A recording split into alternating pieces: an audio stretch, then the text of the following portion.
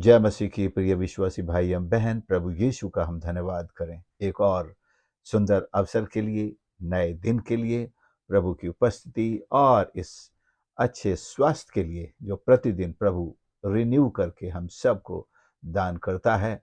हम अपने जीवन अपने दिन का आरंभ अपने प्रभु अपने परमेश्वर के साथ करें और आइए प्रभु के पास चलें कि आज प्रभु हमसे अपने वचन के माध्यम से क्या कहता है। आज का वचन यूहन्ना रचित सुसमाचार दूसरे अध्याय के 12 पद से यूं तो 25 पद तक है, लेकिन हम इस घटना पर एक छोटा सा मनन आज प्राप्त करेंगे कि प्रभु यीशु 13 पद से हम पढ़ते हैं, यहूदियों का फसह का पर्व निकट था और यीशु यरूशलेम को गया।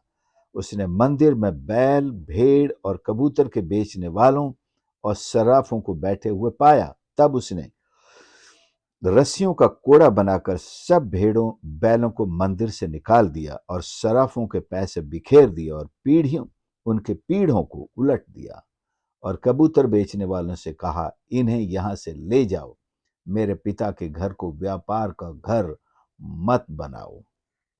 16 पद तक मैंने पढ़ा है। प्रभु यीशु एक बहुत बड़ा आश्चर्य कर्म, जो कहा जाता है उनका सेवकाई का पहला आश्चर्य कर्म था, पानी को दाखरस बनाना। और उसके पश्चात वो काना में था। यहां पर वो यहूदियों का फसह का पर्व के समय यरूशलेम को आते हैं और यरूशलेम में उस मंदिर को जाते हैं जो सबसे सुप्रसिद्ध मंदिर है, सुलेमान के द्वारा बनाया गया मंदिर है, जहां बलि चढ़ाई जाती है, आराधना होती है और दुनिया भर के भक्त यहूदी यहाँ साल भर और खासकर जो विशेषकर पर्व हैं उनमें आते रहते हैं। प्रभु यीशु यहाँ आते हैं और देखते हैं कि मंदिर के अंदर क्या हाल है। जैसे कोई किसी सब्जी मंडी में प्रवेश कर जाए और जैसी आवाजें वहां आ रही हैं, लोग ग्राहकों को बुला रहे हैं, कोई पकड़ पकड़ के ला रहा है, कहीं मोल भाव हो रहा है, हम तुम्हें सस्ते में दे देंगे, हम तुम्हें अच्छी चीजें देंगे, कम कीमत पर दे देंगे, ये कर देंगे वो। कहीं कबूतरों की घुटर घूं हो रही है। तो कई बार दुकान के सामने दुकान का माल का प्रमोशन करने वाले लोग खड़े रहते हैं, हमने बाजारों में देखा है। वो पुकार पुकार कर ग्राहक जो सामने से गुजरते हैं उनको अपने दुकान की तरफ आकर्षित करते हैं, उनको भी दिहाड़ी मिलती है।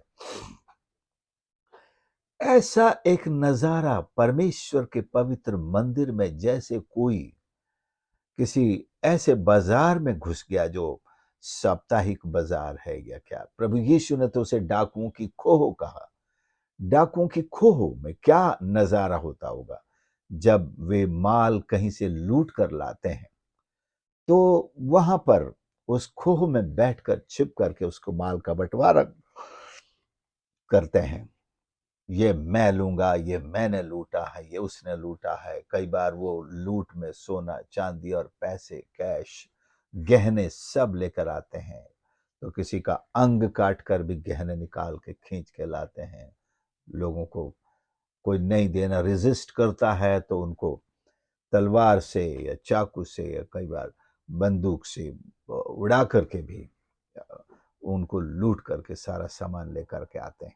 उनकी भावनाएं क्या है, उनका सोच क्या है, उनका व्यवहार कैसा है लोगों के साथ। और वहां नजारा ये होता है कि हर कोई झपट पड़ता है लूट के ऊपर। कई डाकू कहते हैं कि ये मैंने लूटा था, ये मेरा है। कोई कोई तो कोई उन घरों से औरतों को भी उठा करके ले आते हैं, तो कहते हैं ये औरत मेरी है, मैं लूट में मैं लाया हूं। क्या नजारा होता है डाकुओं की खोह का, शायद आप कल्पना नहीं कर सकते, क्योंकि ऐसी चीजों को आपने नहीं देखा होगा। लेकिन कल्पना कर सकते हैं कि लूट का माल बांटने का नजारा कैसा। कई बार आपस में उन्हें झगड़ा हो जाता है, तू मैं हो जाती है, लड़ाई हो जाती है, एक दूसरे पे गोली चला देते हैं, मारपीट कर देते हैं। सुलेमान के मंदिर के नजारे की तुलना डाकुओं की खो से की गई है, बाजार से की गई है। हम क्या कह सकते हैं, क्या कर सकते हैं? हम शायद कुछ नहीं कर सकते, अगर मैं होता तो कुछ नहीं करता, लेकिन प्रभु यीशु चुपचाप रहने वाले प्रभु नहीं है, उस्ताद नहीं है। उन्होंने लिखा है, रस्सियों का कोड़ा बनाकर सब भेड़ों और बैलों को मंदिर से निकाल दिया। मैंने इसका टाइटल रखा है, एग्जिट द टेम्पल। इनकी तो जरूरत थी वहां पर, लेकिन किस तरह से इनकी खरीद फरोख्त की जा रही है, किस तरह से इनकी आड़ में वहां जो शास्त्री हैं, जो फरीसी हैं, खासकर ये याजकों की जिम्मेदारी है, महायाजक की जिम्मेदारी है, उसकी छत्र छाया में किस तरह से मंदिर को बाजार बना दिया गया है। जो एक पवित्र आराधना का स्थान था, उसे एक बाजार का एक नमूना बना दिया गया, और भी बहुत ही विकृत नमूना, कोई अच्छा नमूना नहीं है। परमेश्वर के मंदिर में अगर कोई चीज बिकती भी है तो उसका एक बहुत गंभीर और शांत और पवित्र एक सलीका होता है। मैंने कुछ चर्चेस में देखा है जहां कुछ चीजें विश्वासी लोग लेकर के आते हैं, उनके पास सहायता में देने के लिए पैसा नहीं है, तो वो कुछ चीजें ले आते हैं जो उनके खेत का उपज हो सकती है। तो ऐसे मैंने देखा कि मुर्गी भी लाते हैं, मुर्गी के अंडे भी लाए हैं, कोई बकरी लेके आया है, कोई खेत की उपज में अनाज लाया है, कोई कपड़े बनाता है तो वो कपड़े लेकर के आया है। फिर वहां चर्चेज में बोली लगती है और लोग उन वस्तुओं को खरीदते हैं, और वो पैसा परमेश्वर के भवन में परमेश्वर की सेवा के लिए चला जाता है। लेकिन क्या वो आराधना का स्थल इन सारे कामों के लिए सही है, उचित है? इस तरह कोई इधर से बोली लगा रहा है, 6 अंडों की बोली है, कोई कह रहा है 50 रुपये, कोई कह रहा है 30 रुपये, कोई कह रहा है 70 रुपये, कोई कह रहा है 120 रुपये। परमेश्वर के भवन में इस तरह से क्या नजारा वो अच्छा लगेगा? हमारी भावनाएं क्या हैं? हमारी भक्ति का भाव इस वक्त कैसा है? तो क्या हम उस पवित्र स्थान से थोड़ा हटकर बाहर जाकर ये काम कर सकते हैं? हो सकता है तो हम उस आराधना के स्थल की पवित्रता का सम्मान करते हुए ऐसे कामों से थोड़ा बाज आएं, थोड़ा सा दूर चले जाएं और वहां ये काम करें। यही वो दुख देने वाली तक बात थी जो वहां प्रार्थना करने, क्योंकि ये प्रार्थना करने का घर है, ये परमेश्वर की आराधना का, उसके बलि चढ़ाने का स्थान है। चाहे मंदिर का कोई सा भी हिस्सा हो, कुछ लोग वकालत करते हैं कि ये इस हिस्से में तो चलता है, नहीं चलता है जनाब। पूरा पवित्र आंगन ही पूरा पवित्र है परमेश्वर का।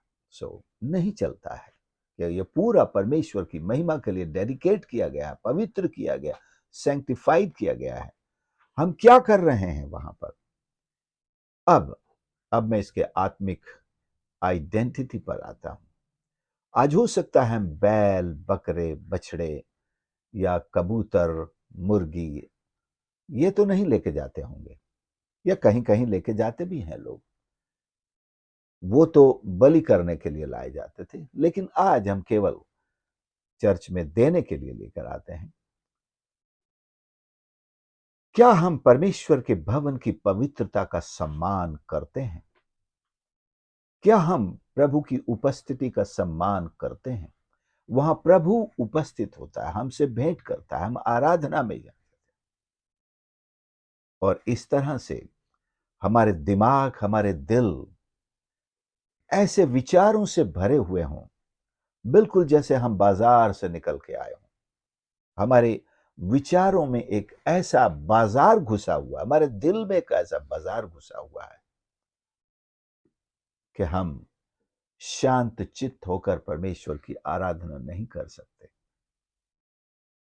तो प्रभु यीशु के वचन का कोड़ा वहां पर चलना चाहिए, और या तो आपको इन विचारों को निकालना होगा जो आपको परमेश्वर की आराधना से विचलित करते हैं, बाहर ले जाते हैं।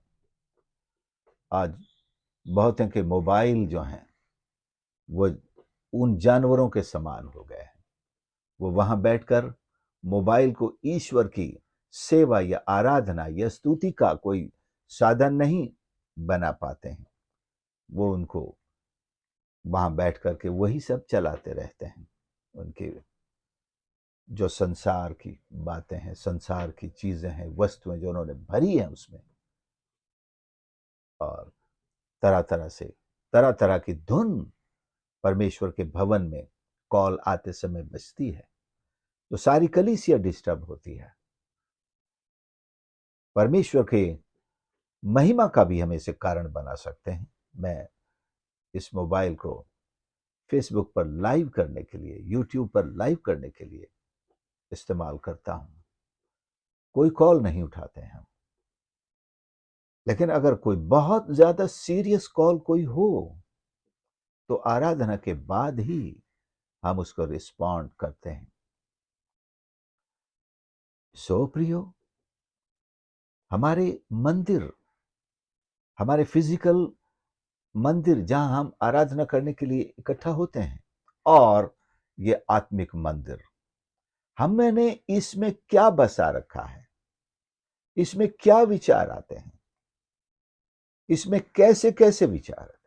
प्रभु यीशु ने कहा, जो बाहर से अंदर जाता है वो अशुद्ध नहीं करता, बल्कि जो अंदर से निकलता है, अर्थात गंदे विचार, व्यभिचार के विचार, लुचपन के विचार, चोरी के विचार, गंदी बातें, ये सब उस मंदिर को अशुद्ध करते हैं, और इनको तो वहां पैदा ही नहीं होना चाहिए। सो क्या हम परमेश्वर के वचन के कोड़े से, ऐसे विचारों से छुटकारा पा सकते हैं? हमें निश्चय इन सारे विचारों को, जो परमेश्वर की आराधना में बाधा हैं, जो परमेश्वर से प्रार्थना करने में हमें रोकते हैं, हमारा ध्यान दूसरी तरफ ले जाते हैं, वचन के कोड़े से इन्हें मार करके बाहर करना होगा। अपने मस्तिष्क को, अपने हृदय को, अपनी सोच को पवित्र करना होगा, परमेश्वर के वचन के द्वारा, यीशु के लहू से धोकर शुद्ध करना होगा, और पूरी पवित्रता के साथ शोभायमान होकर हम परमेश्वर की आराधना करें, चाहे धन्यवाद करें, चाहे प्रार्थना करें, परमेश्वर के संतों के साथ संगति में क्यों न बैठे हों, पूरी पवित्रता का एक ख्याल रखना बहुत जरूरी होता है। सो परमेश्वर हमारी मदद करे।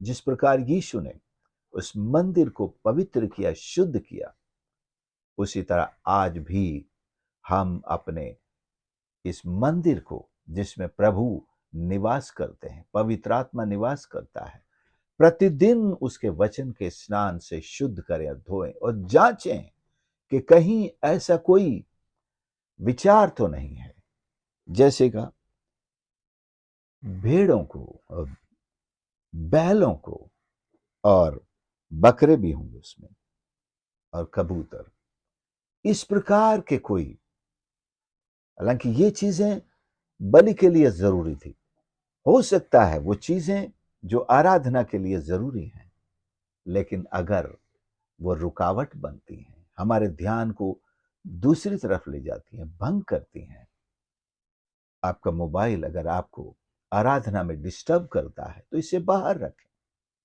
अगर आप उसको ईश्वर की आराधना में इस्तेमाल कर रहे हैं, आप उसमें बाइबल पढ़ रहे हैं, या आप लाइव सर्विस को दूसरों तक पहुंचा रहे हैं, शेयर कर रहे हैं, तो अब ठीक है।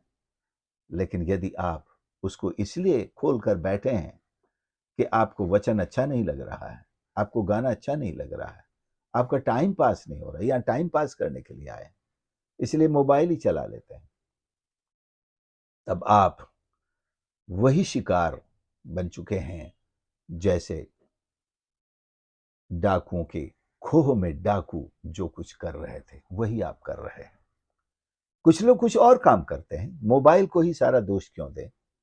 वहां बैठकर बातें करते हैं आपस में, एक दूसरे से हालचाल बांटते हैं। किससे 7 दिन बाद मिल रहे हैं, कैसा चल रहा है, क्या हो रहा है, बच्चे कैसे हैं, सुना है फलाना कैसे। ये सब बातें वह चर्च में बैठ करके कुछ लोग करते हैं आपस में, और नहीं तो एक दूसरे के कपड़ों पर कमेंट करते हैं। आपके कपड़े बहुत अच्छे हैं, कहां से लिए हैं, और बहुत सारी चीजें, जूती से लेकर के बालों की बनावट तक उनके कमेंट्स चलते रहते हैं। इन्हें रोकिए, इन सब को let them all exit the Holi temple, पवित्र मंदिर से इन्हें बाहर निकाल दीजिए। आराधना में सारा फोकस यीशु पर होना है, सारा फोकस, सारा ध्यान प्रभु यीशु और उसकी सुंदरता पर, उसकी महानता पर, उसके अनुग्रह पर, उसके प्रेम पर होना है। एक दूसरे की किसी भी चीज पर हमारा फोकस नहीं होना, नहीं हो सकता। अगर हम बार बार वचन के कोड़े से नहीं सुधरेंगे, नहीं सीखेंगे, तो फिर जैसा हम प्रभु भोज के समय सुनते हैं, कितने तुम में दुर्बल और रोगी हो गए हैं और कितने सो भी गए हैं। परमेश्वर अपने पवित्र मंदिर की निंदा बर्दाश्त नहीं करते हैं। बार बार सिखाए जाने के बाद भी अगर लोग नहीं सुधरते हैं, परमेश्वर उन्हें निर्बल कर देता है। निर्बलता 2 प्रकार की होती है, एक आत्मिक, एक शारीरिक। आप कौन सी निर्बलता चुनना चाहते हैं? वो आत्मिक रूप से भी निर्बल हो जाते हैं।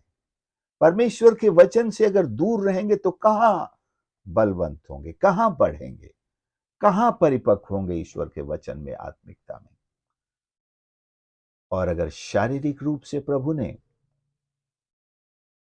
क्योंकि जैसा लिखा है कितने तुम में रोगी हैं, तो शारीरिक रूप से रोगी भी बन जाते हैं, एक रोग लग जाता है।